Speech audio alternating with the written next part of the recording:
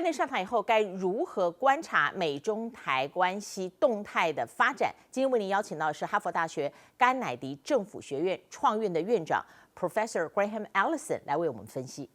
Professor Allison, good evening. It's great having this opportunity to talk to you. Would you like to say hi to everyone at Forum and our viewers in Taiwan?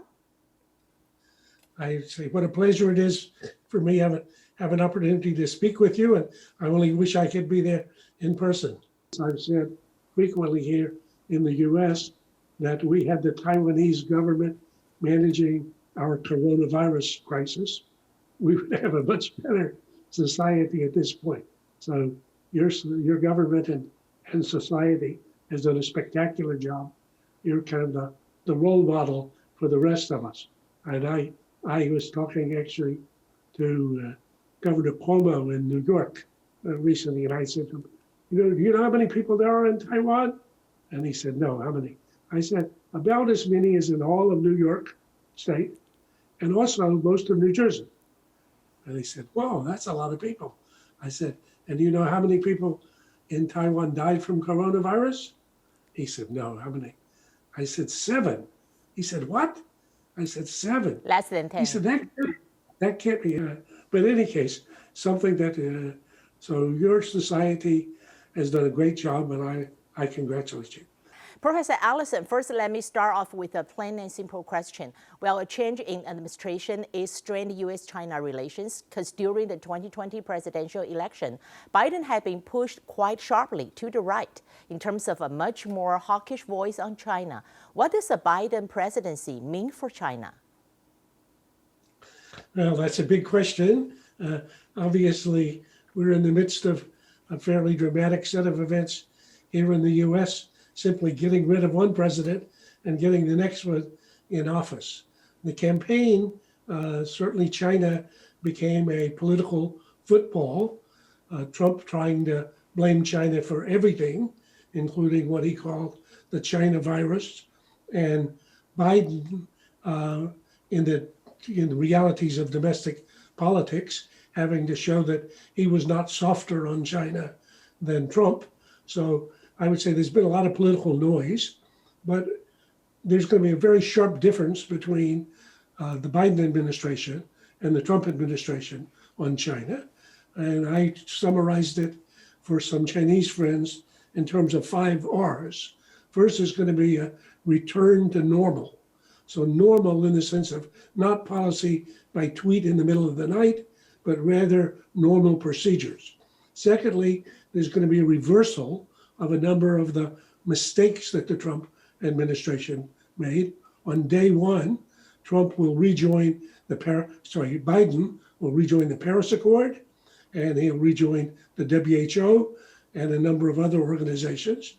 There's going to be third, a review of Trump's so-called 159 accomplishments, but looking at him from the perspective of American interests. So actually, a number of the sanctions that were put on actually were counterproductive and hurt the U.S. more than China. There's going to be fourth, the realism about the fact that China is a fierce rival for as far as we can see. But finally, a sophisticated, responsible recognition that the U.S. and China live on a small planet where we have to coexist because the only alternative is to co-destruct. So sorry, that's a long answer, but I think we're going to be all safer in a world with President Biden. The Chinese government always testing incoming American presidents. What are the key topics that are going to define the U.S.-China relationship in the next 4 years? Well, again, a big question. I would say of the flashpoints that worry me the most is Taiwan. So unfortunately, one can now imagine accidents or incidents or even provocations that could occur in Taiwan that would set off a spiral of reactions that could end up even dragging the U.S. and China into a catastrophic war in which Taiwan and many others would be collateral damage. So I think one big issue will be war and peace. Another issue will be climate. President Trump tried to deal with that by simply denying it.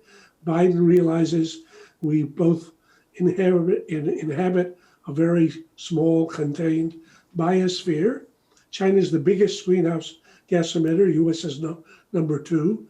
Unless we find ways to constrain these together, none of us going to be able to live in the climate in 50 years. And thirdly, in the domain of trade in particular, Biden understands that China is now a second backbone of the global economy. Other economies are not going to cut themselves off from China. The Trump administration attempt to have a so-called new economic iron curtain, not going to happen.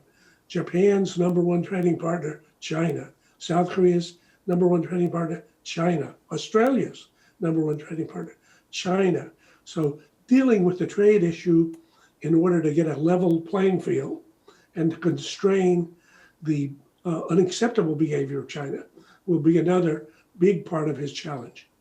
Talking about Taiwan, Professor Allison, during the Trump era, a record $18.3 billion in arms sales was approved, and the weapon system have become increasingly advanced. We've seen high-level visits, and Congress passed the Taiwan Assurance Act. That is mostly symbolic, but still helps deepen the relationship. And Trump administration is lifting decades-old restrictions between American and Taiwanese officials. Can we expect this carries over into Biden administration? Will Biden use Taiwan to rattle China? Another excellent and difficult question. I'll try to resist, professors at risk of giving lectures on every topic. But I would say on this one, extremely complicated, because on the one hand, the U.S. relationship with Taiwan has been thickened, and Americans greatly admire Taiwan and the society and economy and polity that Taiwan has built. And so I think thicker relations between the U.S. and Taiwan is a good thing. At the same time, President Biden understands there's only one China. So there's no ambiguity about one China. The capital of one China is Beijing. There is not an independent country called Taiwan, and the U.S. is not going to recognize an independent Taiwan. The aspirations of Taiwanese today and of the Beijing government today are incompatible. So this is a problem that can't be solved, but it can be managed. And actually Biden, because he's watched this for many, many years, he's not a novice. He's a well-grounded, well-seasoned professional. He was chairman of the Foreign Relations Committee and watched this through the period now for 40 years. So basically he understands that somehow or another, despite the fact that Beijing and Taipei had very different visions of the future, it was possible for them to somehow live for the last 5 decades to manage, not solve, but manage an irresolvable problem. And the result of that has been the biggest increase in well-being for people on both sides of the strait than they've ever seen in 4,000 years of history. So I think Biden will be challenged to think about what could be a new formula, no longer the one nation, two systems or one China, two systems. That's now exhausted. But what's a new a framework in which not happy, not satisfied, not solved, but nonetheless, Beijing and Taipei and the US would all be better off than in the alternative, because the alternative of a war could turn out to be destructive for all of us. Yes. Professor, Trump's embrace of Taiwan as political entity separates from Chinese sovereignty has been the most galling to Beijing. However, some would argue that China could have become an even bigger threat to Taiwan if Trump served for 4 more years. Biden administration's China policy is expected to significantly, as you said, differ from Trump's. Do you think Biden's Taiwan policy would be more predictable? Absolutely. So Trump is nothing if not unpredictable to everybody. I think even to himself. He often doesn't know what he thinks until he tweets about it. That can be in the middle of the night. People who work for him, including many of my friends and colleagues, try to hope not to be awakened in the middle of the night with a new tweet discovery that announced policy has gone off in a new direction. So I would say Biden, we know, is a person who is normal. He's a very normal human being. He believes in predictability. He believes in order. He believes in orderly decision-making. He believes in orderly meeting. He believes in principles. So I think we have seen this political leader, Joe Biden. I now know him over 4 decades. This person is the person he is, and he's going to be the person he is. And I think actually he's extremely well suited for the challenge that he will face as our 46th president. Indeed. Professor, all eyes are now turning to how the incoming administration will manage its critical trading relationship with China. The cross of U.S.-China relations was never about trade imbalances. The real battlefield was technology. Biden said that he is not going to actually change any of the trade arrangement until he gets some leverage. What do you think would create a kind of leverage economically over China? Is there a possibility you could create leverage? Well, again, a complicated question. So if you ask about Trump's tariffs, is the U.S. better off or worse off as a result of them? So Trump said the problem was the bilateral trade imbalance with China. So that's the metric, the measurement. Has that bilateral trade imbalance gone up or down during the Trump administration? The answer is it's gone up. So the medicine that Trump administered to try to deal with what he said was the problem has not worked. Now, actually, bilateral trade deficits are not themselves a major concern. The problem of intellectual theft, theft of intellectual property, that's a real concern. The problem of protectionism and promotion of champion industries to the disadvantage of the U.S. and the world, that's a real problem. The problem, so there are a number, the problem of not having predictable, enforceable contracts, that's a real problem. But the issue that Trump faced or focused on was not the primary problem. The technology rivalry, you rightly say, is going to be at the heart of what is ultimately the rivalry between two great powers, a classic Thucydidean rivalry, as I've written about. So China, as it achieves the China dream, that is to make China great again, each day is getting bigger and stronger. And as it does so, it's encroaching on the positions and prerogatives that Americans believe are naturally ours after an American century in which we've been at the top of every pecking order. So I think the technology piece will become a more intense part of the competition between the US and China. And that's an interesting, complicated case for Taiwan because of Taiwan's Taiwan Semiconductor as well as other Taiwanese industries.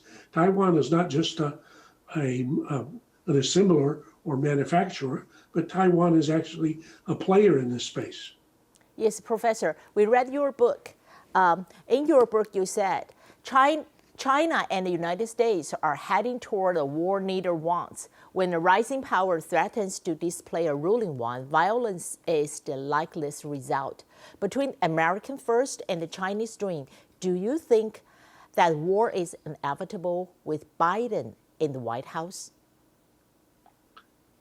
So let me be absolutely clear. So in my book, I say that what is inevitable is a genuine Thucydidean rivalry. China is a meteoric rising power. the U.S. is a colossal ruling power. As Thucydides taught us 2,500 years ago, when a rising power threatens to displace a ruling power, tighten your seatbelt, danger ahead, most often, not always, but most often, war. So in my book, I look at the last 500 years. I find 16 cases when a rising power threatens to displace a ruling power, 12 end in war, but 4 no war. So no, war between the US and China, not inevitable. It's just if we accept diplomacy as usual or business as usual, we should expect history as usual. And history as usual would be a war, even a catastrophic war, that neither the US or China wanted, but Germany and Great Britain didn't want a war in 1914. It was just an assassination of an archduke that triggered a spiral of reactions that dragged people to a war nobody wanted. Actually, Athens and Sparta had negotiated a 30-year peace, which was working rather well until there was a third party, Corcyra and Corinth, that got into a conflict that then dragged them in. So I would say war between the US and China, not inevitable, but I think the challenge for President Biden, and similarly the challenge for President Xi Jinping, will be to appreciate that they're caught in the grips of a structural rivalry that you can't escape, but how you manage the rivalry and whether you allow it to catch you in the trap ultimately into a war, that's the challenge of statecraft. And I would say, fortunately, in the case of President Biden, we have a well-seasoned statesman who appreciates this problem. Thank you, Professor Allison. Thank you so much for joining us tonight. Look forward to learning from you in the very near future. Thank you very much. Well, I hope that I have an opportunity to see you face to face in 3 dimensions before too long.